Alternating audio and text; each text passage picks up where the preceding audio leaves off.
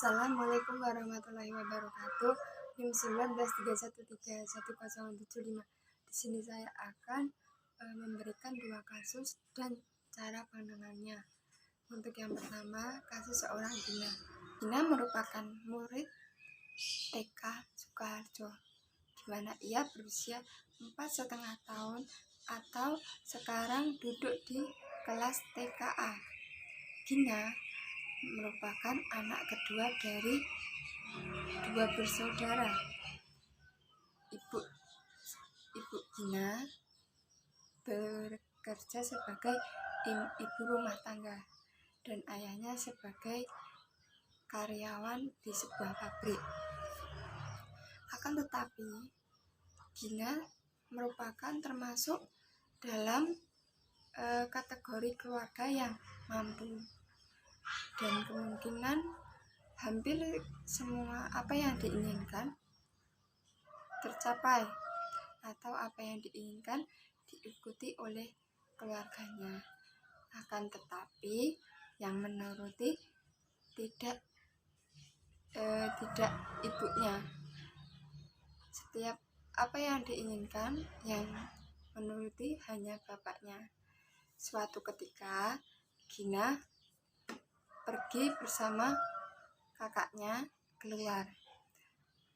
Kemudian ia melihat jajanan atau mainan yang diinginkan, akan tetapi kakaknya tidak menuruti dan kakaknya langsung membawa Gina pulang, tidak membelikan apa yang Gina inginkan. Setelah itu sampainya di rumah, ketika hanya ada ibunya saja, dia langsung menangis, berteriak histeris sekali, sampai dia berkata kata yang tidak sepantasnya seumurannya itu diucapkan. Jadi di kehidupan sehari-harinya, kemungkinan kata-kata kasar tersebut biasa, kan tetapi untuk di luar seumuran Gina, kata-kata tersebut tidak pantas untuk diucapkan. Nah, setelah marah-marah hampir selesai itu sampai berteriak-teriak dan menangis.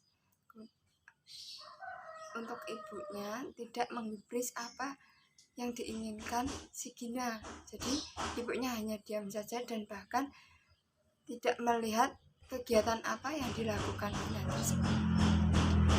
Untuk kakaknya mencegah atau memberhentikan kegiatan berteriak dan menangis Gina tersebut. Alhamdulillahnya saja Gina hanya berteriak, tidak sampai menyakiti dirinya sendiri karena ketika tantrum tersebut. Berbeda ketika bapaknya sedang di rumah. Jadi ketika Gina ingin sesuatu, jika bapaknya tidak ingin, Gina tetap memaksa terus sampai bapaknya menuruti apa yang diinginkan. Jika tidak, ya Gina menangis, lalu bapaknya membawa menuruti apa yang diinginkan. Seperti itu.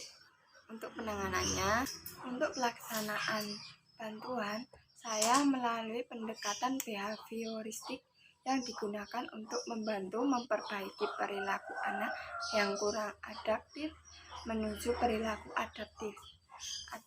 Kemudian prosedur modifikasi perilaku yang saya tujukan untuk mengubah lingkungan fisik atau sosial untuk membawa perubahan dalam berperilaku.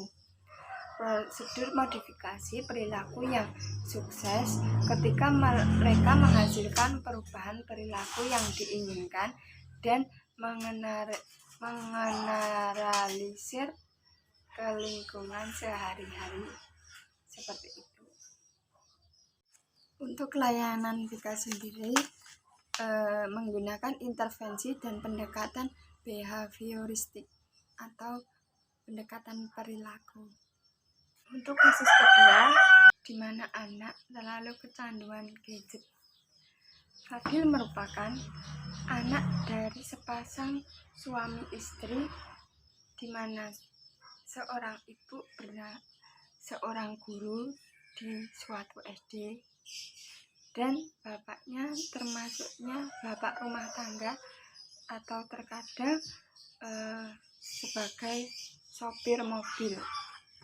Karena Fadil masih kecil, ketika ibunya di sekolah atau menjadi guru di sekolah, Fadil diajak untuk ke sekolah karena Fadil ingin ikut dengan ibu.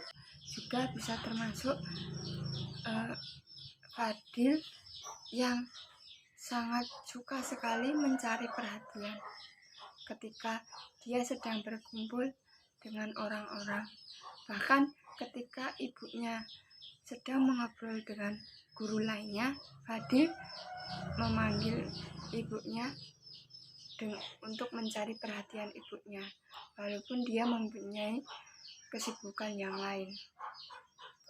Dan Fadil mempunyai kebiasaan kecanduan gadget, dimanapun berada ia meminta gadget, dan dia berucap, gadget, mbak pinjem HP gitu.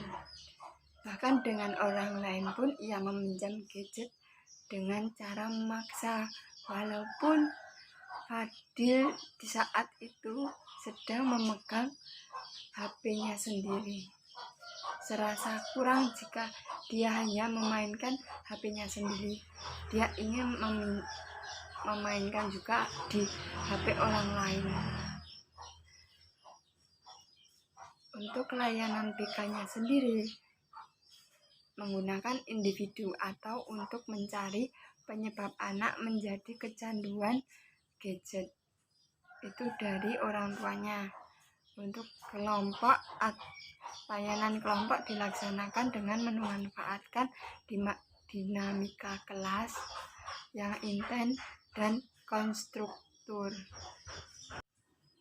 Untuk pelaksanaan bantuan itu sendiri, di individu, guru sebagai konselor, anak sebagai konseli, dilakukan pembahasan untuk mencari atau penyebab dan waktu anak meminta main gadget dan pengalihan hobi baru yang lebih bermanfaat.